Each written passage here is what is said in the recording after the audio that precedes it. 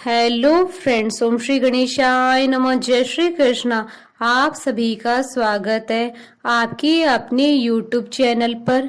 Friends, आज हम आपको इस वीडियो में बताने जा रहे हैं जन्मों के पितृ दोषों का निवारण करने वाली मोक्ष प्रदायिनी वैशाख अमावस्या की व्रत कथा और महत्व के बारे में। फ्रेंड्स, वीडियो शुरू करने से पहले आपसे रिक्वेस्ट है, अगर आप हमारे चैनल पर नए हैं और आपने अभी तक चैनल को सब्सक्राइब नहीं किया है तो प्लीज सब्सक्राइब कीजिएगा चैनल को, साथ ही प्रेस कीजिएगा बेल आइकन को, जिससे नए वीडियो से रिलेटेड नोटिफिकेशन आपको तुरंत प्राप्त हो सके। और वीडियो पसंद आने पर वीडियो को लाइक और शेयर जरूर कीजिएगा ताकि सभी भक्तों को इस वीडियो का लाभ प्राप्त हो सके।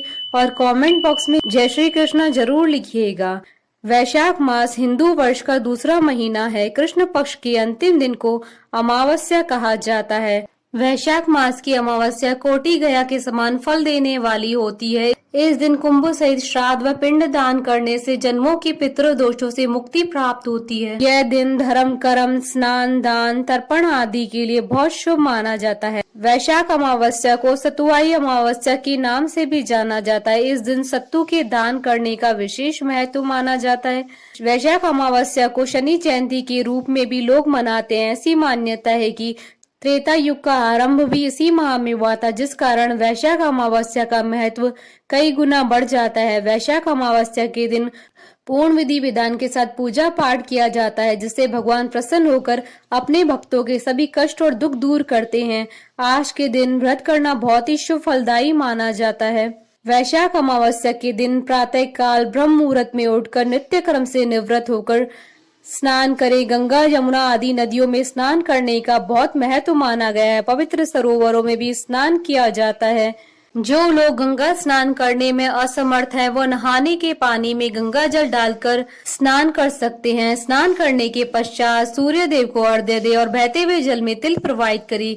पीपल के वृक्ष को भी जल अर्पित करना जरूरी होता है, क्योंकि इस दिन कई क्षेत्रों में शनि जयंती मनाई जाती है। इसलिए शनि देव की तेल और तिल और दीप आदि जलाकर पूजा करनी चाहिए, क्योंकि ऐसा करना बेहद पुण्यदायी माना जाता है। शनि चालीसा का पाठ और शनि मंत्रों का जाप करना न भूले। ऐसा करने से शनि देव की कृपा आप पर बनी रहेगी। अपनी सामर्थ्य के अनुसार दान दक्षिणा दें। फ्रेंड्स, अब आइए प्रारंभ करिए वैशाख अमावस्या की व्रत कथा। बहुत समय पहले की बात है। आनर्त देश में धर्मवर्ण नाम से विख्यात एक ब्राह्मण थे। मुनिवर धर्मवर्ण ने उसी कलयुग में ही किसी समय महात्मा मुनियों के सत्र याग में सम्मिलित होने के लिए पुष्कर क्षेत्र की यात्रा की। बहुत ही धार्मिक प्रवृत्ति का व्यक्ति था। वह ऋषि मुनियों का बहुत आदर करता था, उनसे ज्ञान ग्रहण करता था, साथ ही व्रत उपवास करता था।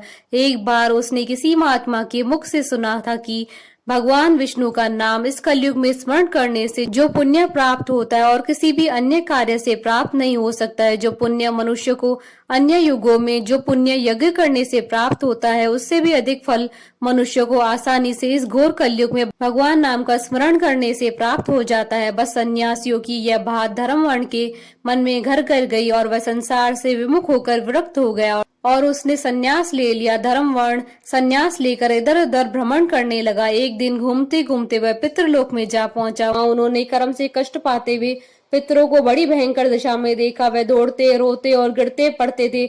उन्होंने अपने पितरों को भी नीचे अंधकूप में पड़े हुए देखा। उनको देखकर आश्चर्यचकित हो दयालु धर्मवर्ण ने पूछा, आप लोग कौन है? किस दुस्तर कर्म के प्रभाव से इस अंधकूप में पड़े हैं? पितरों ने कहा, हम श्री वत्स गोत्र वाले हैं। पृथ्वी पर हमारी कोई संतान नहीं रह गई है, अतः हम श्राद्ध और पिंड से वंचित है, इसलिए यहाँ हमें नरक का कष्ट भोगना पड़ता है। संतानहीन दुरात्माओं का अंधकूप में पतन होता है। हमारे वंश में एक ही माँ यशस्वी पुरुष है जो धर्मवर्ण के नाम से विख्यात है, किंतु वह विरक्त होकर अकेला घूमता फिरता है। उसने अपने गृहस्थ धर्म को नहीं स्वीकार किया। वह एक ही तंतु हमारे कुल में अवशिष्ट है। उसकी भी आयु क्षीण हो जाने पर हम लोग घोर अंधकूप में गिर पड़ेंगे, जहाँ से फिर निकलना कठिन होगा। इसलिए तुम पृथ्वी पर जाकर धर्मवर्ण को समझाओ। हम लोग दया के पात्र हैं। हमारे वचनों से उसको यह बताओ कि हमारी वंशारूपा दूर्वा को काल रूपी चूहा प्रतिदिन खा रहा है। क्रमशः सारे वंश का नाश हो गया है। एक तुम ही बचे हो। जब तुम भी मर जाओगे तब संतान परंपरा न होने के कारण तुम्हें भी अंधकूप में गिरना पड़ेगा। इसलिए गृहस्थ धर्म को स्वीकार करके संतान की वृद्धि करो। इससे हमारी और तुम्हारी दोनों की ऊर्ध्व गति होगी। यदि एक भी पुत्र वैशाख, माघ अथवा कार्तिक मास में हमारे उद्देश्य से स्नान, श्राद्ध और दान करेगा तो उससे हम लोगों की ऊर्ध्व गति होगी और नरक से उद्धार हो जाएगा। यदि एक पुत्र भी भगवान विष्णु का भक्त हो जाए, एक भी एकादशी का व्रत रखने लगे अथवा यदि एक भी भगवान विष्णु की पाप नाशक कथा का श्रवण करे तो उसकी 100 भावी पीढ़ियों का उद्धार होता है। ये पीढ़ियां पाप से आवृत होने पर भी नरक का दर्शन नहीं करती।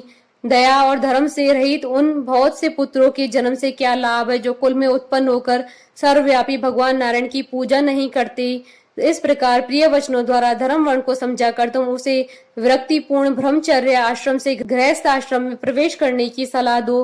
पितरों की यह बात सुनकर धर्म वर्ण अत्यंत विस्मित हुआ और हाथ जोड़कर बोला, मैं ही धर्म वर्ण नाम से विख्यात आपके वंश का दुराग्रही बालक हूँ। यज्ञ में महात्मा नारद जी का यह वचन सुनकर कि कलयुग में प्राय कोई भी रसनेन्द्रिय और शिशेन्द्रिय को दृढ़ता पूर्वक संयम में नहीं रखता, मैं दुर्जनों की संगति से भयभीत तो अब तक दूसरे दूसरे द्वीपों में घूमता रहा। इस कलयुग के तीनों चरण बीत गए, अंतिम चरण में भी 3.5 भाग व्यतीत हो चुके हैं। मेरा जन्म व्यर्थ बीता है, क्योंकि जिस कुल में मैंने जन्म लिया उसमें माता पिता की ऋण को भी मैंने नहीं चुकाया। पृथ्वी के भारभूत उस शत्रुतुल्य पुत्र के उत्पन्न होने से क्या लाभ है जो पैदा होकर भगवान विष्णु और देवताओं तथा पितरों की पूजा न करे। मैं आप लोगों की आज्ञा का पालन करूंगा। बताइए पृथ्वी पर किस प्रकार मुझे कलयुग से और संसार से भी बाधा नहीं प्राप्त होगी। धर्म वर्ण की बात सुनकर पितरों के मन को कुछ आश्वासन मिला। वे बोले, बेटा तुम गृहस्थ आश्रम स्वीकार करके संतानोत्पत्ति के द्वारा हमारा उद्धार करो। जो भगवान विष्णु की कथा में अनुरक्त होते हैं, निरंतर श्री हरि का स्मरण करते हैं और सदाचार के पालन में तत्पर रहते हैं, उन्हें कलयुग बाधा नहीं पहुंचाता। मानव जिसके घर में शालिग्राम, शिला अथवा महाभारत की पुस्तक हो, उसे भी कलयुग बाधा नहीं दे सकता। जो वैशाख मास के धर्मों का पालन करता है, माघ में स्नान में तत्पर होता है और कार्तिक में दीप देता है, उसे भी कली की बाधा प्राप्त नहीं होती। जो प्रतिदिन महात्मा भगवान विष्णु की पाप नाशक है मोक्षदायिनी दिव्य कथा सुनाता है, जिसके घर में बलि वैष्णव देव होता है, शुभ कारणी तुलसी स्थित होती है तथा जिसके आंगन में उत्तम गौ रहती है, उसे भी कलयुग बाधा नहीं देता है। इस पापात्मक युग में भी तुम्हें कोई भय नहीं है। बेटा शीघ्र पृथ्वी पर जाओ। इस समय वैशाख मास चल रहा है, यह सबका उपकार करने वाला मास है। सूर्य के मेष राशि में स्थित होने पर 30 तिथियां पुण्यदायिनी मानी जाती है। एक एक तिथि में किया हुआ पुण्य कोटि कोटि गुना अधिक होता है। उनमें से भी जो वैशाख मास की अमावस्या तिथि है वह मनुष्य को मोक्ष देने वाली है, देवताओं और पितरों को बहुत प्रिय है, शीघ्र ही मोक्ष की प्राप्ति कराने वाली है। जो उस दिन पितरों के उद्देश्य से श्राद्ध करते हैं और जल से भरा हुआ घड़ा और पिंड देते हैं, उन्हें अक्षय फल की प्राप्ति होती है। अतः महामती तुम शीघ्र जाओ और जब अमावस्या हो तब कुंभ सहित श्राद्ध एवं पिंड दान करो।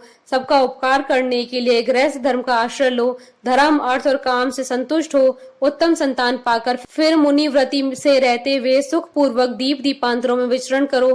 पितरों के इस प्रकार आदेश देने पर धर्म वर्ण मुनि शीघ्रता पूर्ण भूलोक में गए। वहां मेष राशि में सूर्य के स्थित रहते हुए वैशाख मास में प्रातः काल स्नान करके देवताओं, ऋषियों तथा पितरों का तर्पण किया। फिर कुंभ दान सहित पाप विनाशक श्राद्ध करके उसके द्वारा पितरों को पुनरावृत्ति रहित मुक्ति प्रदान की। तत्पश्चात उन्होंने स्वयं भी विवाह करके उत्तम संतान को जन्म दिया और लोक में उस पापनाशनी अमावस्या तिथि को प्रसिद्ध किया। तदंतर वे भक्ति पूर्वक भगवान की आराधना करने के लिए हर्ष के साथ गंधमादन पर्वत पर चले गए। इसलिए वैशाख मास की अमावस्या तिथि परम पवित्र मानी गई है। प्रेम से मन से भगवान नाम जाप करते रहो। बोलिए भगवान विष्णु की जय, सनातन धर्म की जय। हमारे साथ इस वीडियो में अंत तक बने रहने के लिए आपका धन्यवाद। ओम श्री गणेशाय नमः। जय श्री कृष्ण।